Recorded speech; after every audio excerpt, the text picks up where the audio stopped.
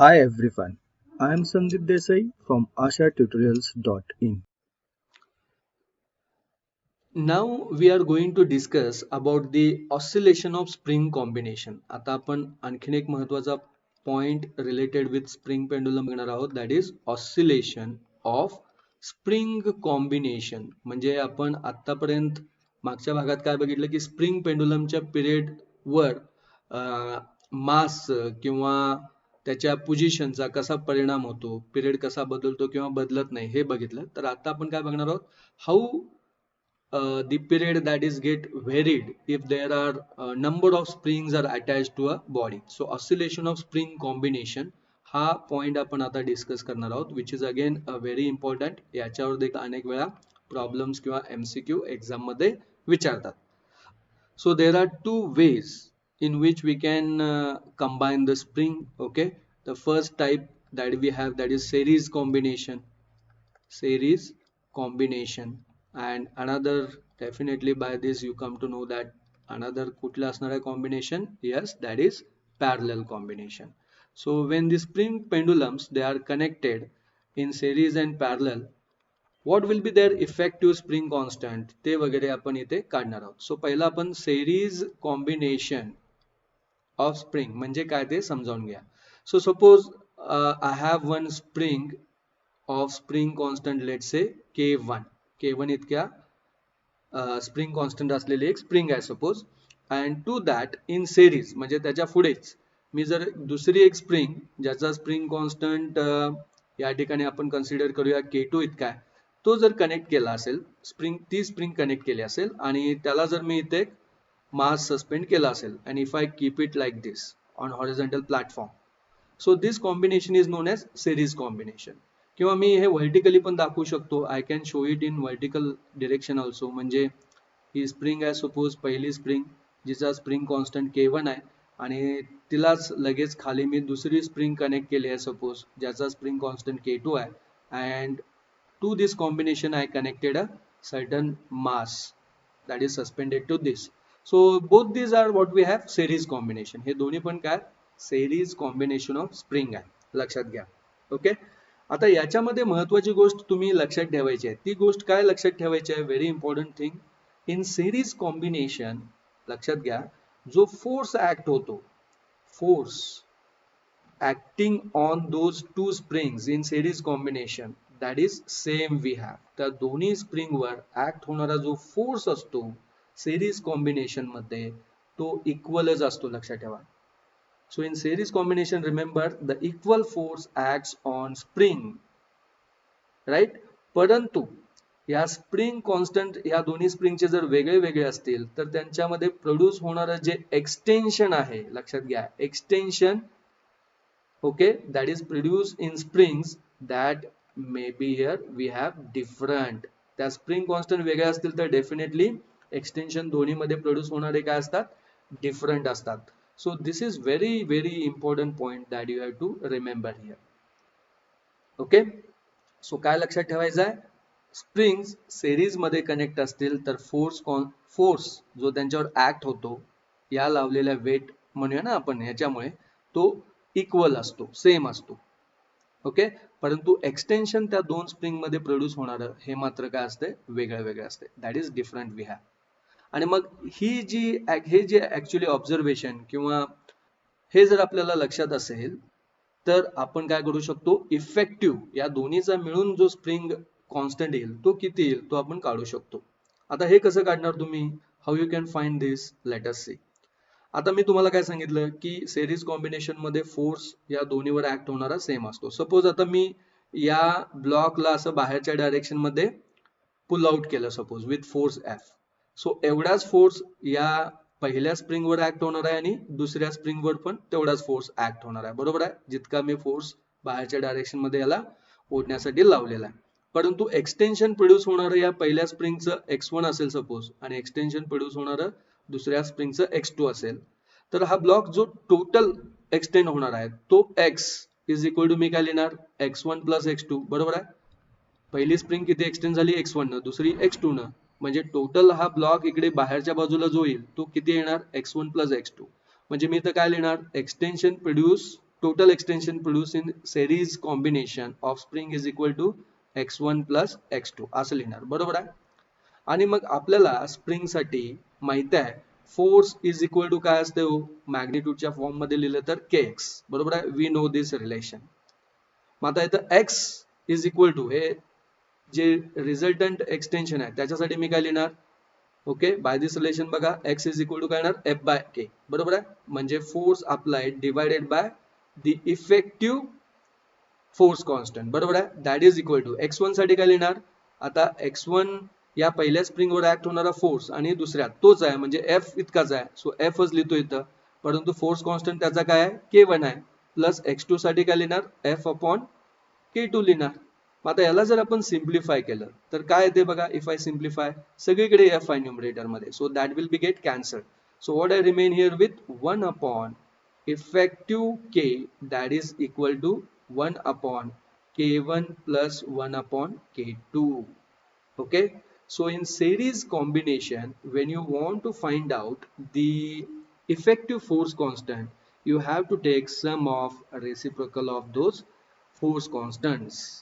So this way we can find the force constant when there are series combination. म्हणजेच याला अजून simplify केलं तर हे k effective in series combination is equal to काय लिहिणार k1 k2 upon k1 plus k2. So like this I can write. So this is very important relation, this you have to remember. जर suppose n number of काय असतील तुमच्या, n number of spring असतील, suppose n number of springs which are connected in series, connected in और combine in series, connected in series म्हणूया आपण, तर त्यावेळी मग इफेक्टिव्ह तुमचा के जो आहे एन नंबर ऑफ स्प्रिंग साठी काय येणार 1 upon k1 plus 1 upon k2 plus 1 upon k3 like that up to 1 upon kn, बरोबर आहे. अशा प्रकारे तुम्ही effective force constant series combination मध्ये काढू शकता. आणि सगळेच जर सपोज एकाच व्हॅल्यूचे असतील हे फोर्स कॉन्स्टंट, ओके, म्हणजे सगळ्या या spring k1 equal to k2 equal to k3 वगैरे असं असेल तर त्या केसमध्ये तुम्ही हे सिम्प्लिफाईड करू शकता. The effective k in series combination directly you can take it here as k upon n, बरोबर आहे. ओके, जर एकसारखे असतील लक्षात घ्या, म्हणजे हे k1 इक्वल टू k2 असेल, हे दोन्ही सेम असतील, बरोबर आहे, तर हे काय होणार k स्क्वेअर डिवायडेड बाय हे 2k, मग के के कॅन्सल झालं तर k बाय 2, म्हणजे दोन सिरीज मध्ये असतील तर k बाय 2 येणार, तीन सिरीज मध्ये एकसारखे स्प्रिंग असतील तर k बाय 3 येणार. Okay, like that. So this is very important, these are very important relations we have, हे खूप महत्वाचे रिलेशन्स आहेत. आय होप की तुम्हाला सिरीज कॉम्बिनेशन मधले हे इफेक्टिव्ह के वगैरे कसे काढायचे ते कळाले असतील. आणि मग याचा उपयोग करून तुम्ही काय करू शकता, simply you can find the period. पिरियडचा आपला स्प्रिंग पेंडुलम साठीचा फॉर्म्युला काय, T is equal to 2 pi root of M upon K. आता के मी काय घेणार इफेक्टिव्ह के घेणार, बरोबर आहे. मग आता जस्ट इफेक्टिव्ह के ची व्हॅल्यू पुट करूया, म्हणजे काय येणार हे बघा 2 pi in root this M upon K effective काय दोन स्प्रिंग साठी घेतो मी हे k1 k2 upon k1 plus k2 आहे, ते इथं डिनॉमिनेटरच्या डिनॉमिनेटर मधलं न्यूमरेटर मध्ये जाईल, म्हणजे इथं काय येणार m in bracket k1 plus k2 divided by k1 k2. So this is the relation which you can use to find period when pendulums are connected in series. आणि मग फ्रिक्वेन्सी काढायचं असेल तर याचा फक्त इनवर्स घ्या. ओके, या केसमध्ये जर तुम्हाला फ्रिक्वेन्सी काढायची असेल तर मी काय लिहिणार 1 अपॉन 2 पाय रूट मध्ये k1 k2 upon m times k1 plus k2. So like this I can write. Fine. आता आपण पॅरलल कॉम्बिनेशन मध्ये काय येते ते बघूया. Let us see in case of parallel combination how those springs are connected आणि मग त्याचं इफेक्टिव्ह के काय येतो ते आपण बघूया. सो आता पॅरलल कॉम्बिनेशन कधी म्हणायचं तर दोन स्प्रिंग, मी आता इथे डायग्राम दाखवतो. Suppose we have two springs of spring constant let say k1 आणि ही दुसरी स्प्रिंग आहे, सपोज याचा स्प्रिंग कॉन्स्टंट k2 आहे, आणि या दोघांचे कॉम्बिनेशन हे अशा पद्धतीने कनेक्ट केले असतील आणि इथे कॉमन मध्ये एक मास सस्पेंड केला असेल सपोज याला. So here this k1 and k2 means this two springs are connected in parallel we can say. किंवा आणखीन कोणत्या केसमध्ये हे पॅरलल मध्ये आहे म्हणू शकतो आपण, सपोज आता हे व्हर्टिकल पोझिशन मध्येच ही स्प्रिंग के स्प्रिंग आहे सपोज पहिली स्प्रिंग, आणि इथं मी एक मास कनेक्ट केलेला आहे याला, आणि दुसरा जो स्प्रिंग आहे ते सपोज त्याच्या खाली कनेक्ट केला असेल असं. ओके, आणि इथे रिजिड सपोर्ट असेल या ठिकाणी, आणि हा ब्लॉक या दोन्हीच्या मध्ये असं व्हायब्रेट होत असेल किंवा ऑसिलेट होत असेल. So this is also a kind of parallel combination. हे देखील एक प्रकारचं पॅरलल कॉम्बिनेशन आहे. आता मी व्हर्टिकल पोझिशन मध्ये दाखवलंय, हेच तुम्ही हॉरिझॉन्टली देखील दाखवू शकता. म्हणजे सपोज इथे एक रिजिड वॉल आहे आणि या दोन स्प्रिंग आहेत suppose, okay, to which here one mass is connected. So this is also parallel combination. किंवा हीच डायग्राम मी हॉरिझॉन्टली दाखवली तर here we have one spring that of spring constant K1, इथे एक ब्लॉक आहे सपोज आणि यालाही दुसरी स्प्रिंग अशा पद्धतीनं कनेक्ट केले असेल. So this is also parallel combination. So when you see such kind of diagram, अशा प्रकारच्या डायग्राम किंवा कॉम्बिनेशन स्प्रिंगचं तुम्हाला आढळेल, याचा अर्थ ते स्प्रिंग कसे कॉम्बाईन आहेत, पॅरलली कंबाईन आहेत. लक्षात ठेवा, दोज आर कंबाईन पॅरलली. आता या केसमध्ये महत्वाच्या दोन गोष्टी तुम्ही काय लक्षात ठेवायचं आहे, की पॅरलल कॉम्बिनेशन मध्ये जो फोर्स ऍक्ट होतो त्या दोन्ही स्प्रिंगवर तो डिफरंट असतो. So force acting on those springs, okay, तो काय आहे तुमचा डिफरंट आहे. इथे सेम होतं, सेरीज कॉम्बिनेशन मध्ये फोर्स ऍक्टिंग काय होता, सेम. पॅरलल कॉम्बिनेशन मध्ये फोर्स ऍक्टिंग काय, डिफरंट. आणि एक्सटेन्शन प्रोड्यूस होणार मात्र इथं काय असते, सेम असते. एक्सटेन्शन प्रोड्यूस इन दो spring that is we have same. Okay, so exactly opposite to that of series combination observation तुम्हाला पॅरलल कॉम्बिनेशन मध्ये बघायला मिळतात. मग आता इथे एक्सटेन्शन दोन्ही मध्ये प्रोड्यूस होणार सेम आहे, परंतु फोर्स दोन्हीवर ऍक्ट होणारा काय वेगळा आहे. मग आता इथे मी काय करू शकतो, टोटल फोर्स जो ऍक्ट होतो या केसमध्ये तो इक्वल टू काय लिहू शकतो, त्या दोन स्प्रिंगवर ऍक्ट होणारा फोर्स F1 प्लस F2 असं लिहू शकतो ना. सपोज हे दोन स्प्रिंग आहेत आणि याच्या पहिल्या स्प्रिंगवर F1 इतका फोर्स ऍक्ट होतो, दुसऱ्या स्प्रिंगवर F2 इतका. टोटल फोर्स अप्लाय केलेला F आहे, तर F इज इक्वल टू मी F1 प्लस F2 असं लिहू शकतो, राईट. आता F जो टोटल फोर्स आहे तो काय लिहिणार मी, तुमचा इफेक्टिव्ह स्प्रिंग कॉन्स्टंट, बरोबर आहे, into extension X, that is equal to F1 काय लिहिणार मी, पहिल्या स्प्रिंगचा spring constant into extension produce in first spring. आता इथं मी तुम्हाला काय सांगितलं, एक्सटेन्शन जे प्रोड्यूस होत आहे, ओके, ओव्हरऑल किंवा या दोन्ही स्प्रिंग मध्ये, हे एक्सटेन्शन मात्र काय असते, या दोन्ही मध्ये प्रोड्यूस होणार आणि दोघांचं मिळून एक्सटेन्शन सेमच असते. So I can write here K1X, एक्सच घेतो मी, X1 X2 घ्यायची गरज नाही इथे, आणि F2 साठी काय घेणार, K2 times X, as extensions are same.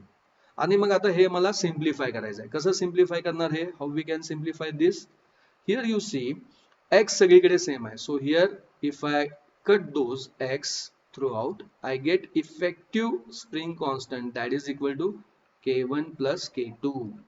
Okay, so effective spring constant in parallel combination हा काय असतो, just sum of those individual spring constants we have.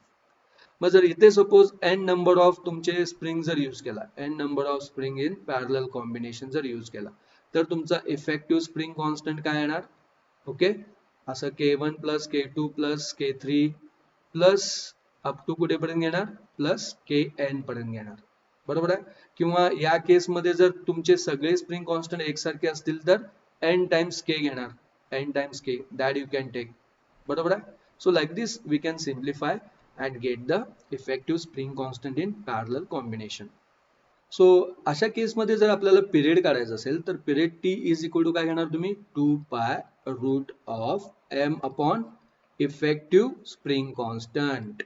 आणि जर मी दोन स्प्रिंग पॅरलल मध्ये आहेत असं जर कन्सिडर केलं तर इथे हा T इज इक्वल टू काय येणार बघा, 2 pi root of m upon K1 plus K2.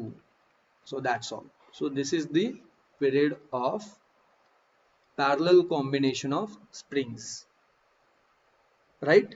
So I hope तुम्हाला हे समजलं असेल. त्याचबरोबर मग फ्रिक्वेन्सी काढायचं असेल तर you can take inverse of this, that is 1 upon 2 pi root of K1 plus K2 upon m. So this combination of spring, that is very important part. Based on this, many times MCQs and problems generally ask. So we will see some problems based on that now. So you better understood this concept. Okay.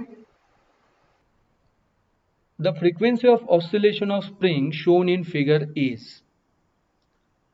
So फिगरमध्ये बघा आपल्याला दोन spring दिलेले आहेत. एका पहिल्या स्प्रिंगचं spring constant K1 आहे, या दुसऱ्या स्प्रिंगचा स्प्रिंग कॉन्स्टंट K2 आहे आणि त्याला एक मास M इथे अटॅच केलेला आहे. आणि या मासमुळे याच्यावर वेट म्हणजे फोर्स ॲक्ट होऊन हा वर खाली असा हलत असेल, सपोज सिंपल हार्मोनिक मोशन करत असेल, तर त्याच्याशी असोसिएट डेफिनेटली काय असणार आहे, पिरियड असणार आहे, फ्रिक्वेन्सी असणार आहे. आपल्याला काय काढायचं आहे बघा इथे. In this problem it is asked to calculate frequency. So frequency of such kind of spring oscillator ची कशी काढतो आपण. The formula is 1 upon 2 pi root of k upon m. जर एकच स्प्रिंग असेल तर, परंतु इथे तर दोन स्प्रिंग आहेत आणि ह्या दोन स्प्रिंग कशा आहेत बघा. या दोन्ही spring K1 and K2 spring constant असणाऱ्या या दोन्ही स्प्रिंग कशा आहेत, दे आर इन सिरीज. मग आपल्याला माहित आहे की दोन स्प्रिंग जर सिरीज मध्ये असतील तर त्यांचा इफेक्टिव्ह जो स्प्रिंग कॉन्स्टंट असतो तो कसा काढतो आपण. That is equal to K1 K2 upon K1 plus K2. So we should know this relation. आणि जर पॅरलल असतील तर K1 प्लस K2 जस्ट घेतो. मग आता इथे हे सिरीज मध्ये आहेत. मग आता हा जो इफेक्टिव्ह K आहे, that if I put in this relation, what we get, N is equal to 1 upon 2 pi root of this effective K is what we have, K1 K2 upon this K1 plus K2 आणि याला divided by M आहे, बरोबर आहे. That is divided by M आहे. So M इथं मी denominator मध्येच लिहितो. So this is the frequency and here it is shown by this D option. हा D option इथे same as this we have. So it is very easy. We just know that how to find effective spring constant when springs are connected in series and parallel. हे जर माहित असेल तर तुम्ही easily हे सोडवू शकता. Two spring of force constant K and 2K are connected to mass as shown in figure. The frequency of oscillation of the mass is. Fine. आता इथे लक्षात घ्या, एक स्प्रिंग आहे इथे K इतक्या फोर्स कॉन्स्टंट असलेली आणि दुसरी स्प्रिंग जी आहे ती मासच्या दुसऱ्या बाजूला कनेक्ट केलेली आहे at the other end of this which has spring constant 2K. So ज्यावेळी तुम्हाला अशा प्रकारची अरेंजमेंट ऑफ स्प्रिंग दिसेल, याच्यावरून लक्षात घ्या ह्या दोन स्प्रिंग ज्या आहेत यांचं कनेक्शन जे आहे that we can say those are connected in parallel. लक्षात घ्या, हे खूप महत्त्वाचं आहे. ज्यावेळी मास एका ठराविक मासच्या दोन विरुद्ध बाजूला अशा स्प्रिंग कनेक्ट केलेल्या असतील, it means that those are connected in parallel. आणि पॅरलल मध्ये असतील तर त्यांचा spring constant, effective spring constant कसं काढतो आपण, just we add their spring constants. मग आता इथं पहिल्या स्प्रिंगचा स्प्रिंग कॉन्स्टंट K आहे, दुसऱ्याचा 2K आहे. या दोघांची ॲडिशन केली तर किती येणार, हे 3K. आणि मग आता आपल्याला काय काढायचं आहे, फ्रिक्वेन्सी. सो पुन्हा frequency of oscillation of spring oscillator काय आहे, 1 upon 2 pi root of K upon M. हा आपला फॉर्म्युला आहे. याच्यामध्ये जस्ट आपल्याला हा इफेक्टिव्ह जो K आहे 3K तो पुट करायचा आहे. So 1 upon 2 pi root of 3K upon M. So this is the frequency of this oscillator. मग आता हा ऑप्शन कुठे आहे बघा, here we have option C. So correct option is here C we have. So like this we can solve such problems.